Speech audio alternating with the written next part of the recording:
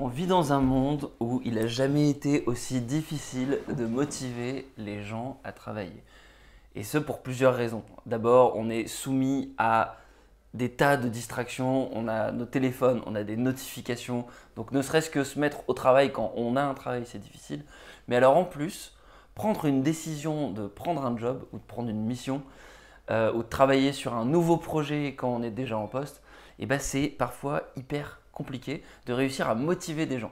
Donc le but de cette petite vidéo, c'est te donner les clés pour réussir à motiver les gens avec qui tu travailles et de prendre des sujets. Comment motiver quelqu'un à prendre un sujet. Et ce qui est très intéressant, c'est qu'en fait, tu peux t'appliquer à toi-même ces différents critères.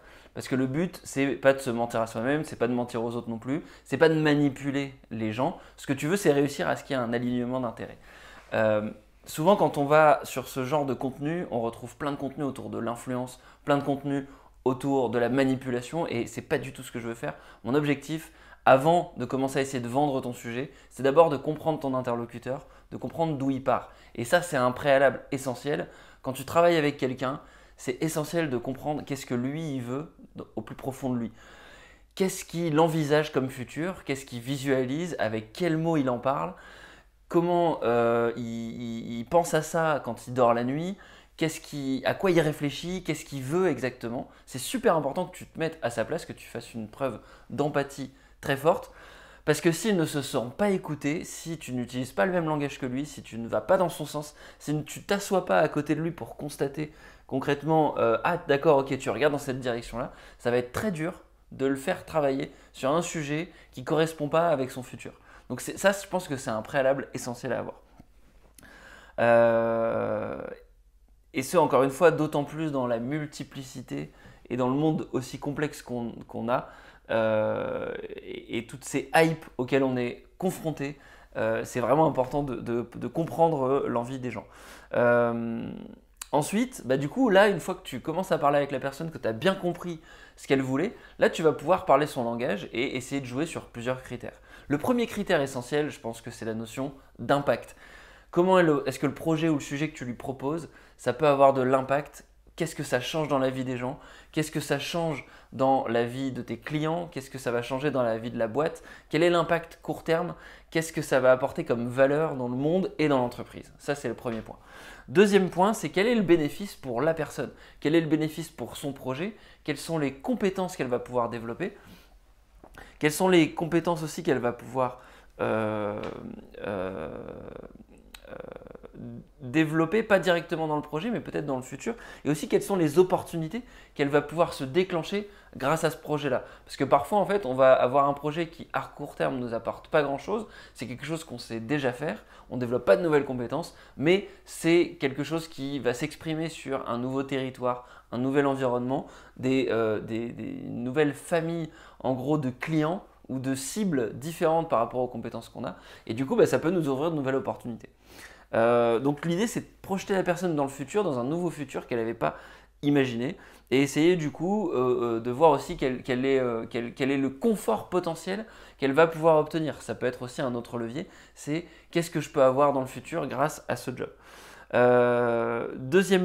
Troisième point, pardon, c'est la satisfaction personnelle que ça peut apporter. C'est-à-dire que tu as l'impact, tu as le bénéfice futur, et puis il y a aussi le fait de tout simplement kiffer, travailler au quotidien, avoir un contexte qui est intéressant, avoir un confort intéressant au quotidien, et puis avoir une satisfaction au moment où tu délivres ton service, de te dire bah, je suis content que ça se passe comme ça. En général, si la personne a quelques résiliences à faire le travail que tu veux lui confier, peut-être que c'est pas le truc le plus simple sur lequel travailler, mais parfois les gens, il y a un bénéfice direct qu'ils ne voient pas et que tu peux essayer de leur révéler tout simplement parce qu'ils n'y avaient pas pensé.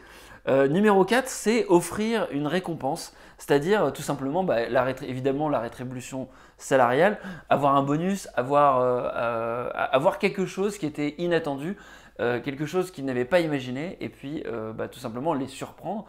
Ça peut aussi tout simplement avoir un bénéfice qui est non matériel, c'est-à-dire une félicitation, un remerciement, faire en sorte que ce succès, le succès potentiel que le projet pourrait avoir, ça peut aussi arriver avec du coup une forme de fame, une forme de fierté, des remerciements qui vont arriver, une exposition du succès à un public inattendu et qui du coup va apporter de la fierté à la personne, quelque chose qu'elle n'aurait pas attendu.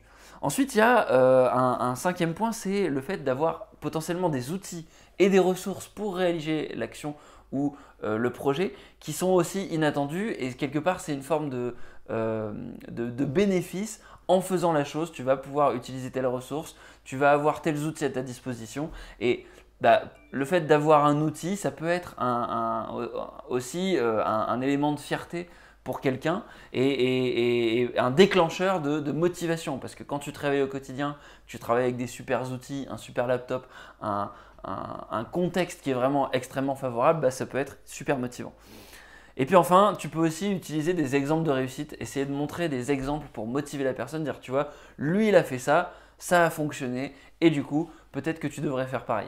Donc là, c'est quelque chose, tu peux en parler, mais il n'y a rien de mieux que les exemples qui parlent d'eux-mêmes. Donc le mieux, c'est de mettre en contact la personne avec d'autres personnes qui vont pouvoir du coup la motiver, lui apporter en gros un éclairage différent du tien.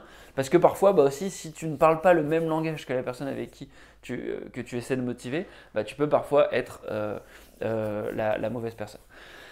Après, il y a un autre élément que tu peux faire, c'est tout simplement proposer à la personne un test, un projet test, se donner une période de temps en se disant écoute, on essaye, on voit si ça fonctionne, si ça ne fonctionne pas, dans ce cas j'aurais eu tort et je me ravise et je suis d'accord sur le fait que j'avais tort, c'était une mauvaise idée de se lancer là-dedans, mais si tu es vraiment convaincu de toi, du coup autant essayer sur une petite période de temps et s'engager sur une petite période de temps, c'est plus simple que s'engager sur une longue période de temps. Voilà, donc après, au bout d'un moment, si tu as essayé tout ça, si tu t'es mis dans les bottes de ton interlocuteur, tu as essayé tout ce que je t'ai dit et ça ne fonctionne toujours pas, là peut-être qu'il faut jeter l'éponge, peut-être que tout simplement la personne que tu as en face de toi, ça n'est juste pas la bonne personne pour exécuter ce travail, passe à autre chose, arrête de dépenser ton énergie et voilà. J'espère que cette vidéo t'a plu, n'hésite pas à la liker, la partager, à commenter aussi avec ta propre expérience. Est-ce que tu t'es trouvé d'un côté ou de l'autre de ce genre de discussion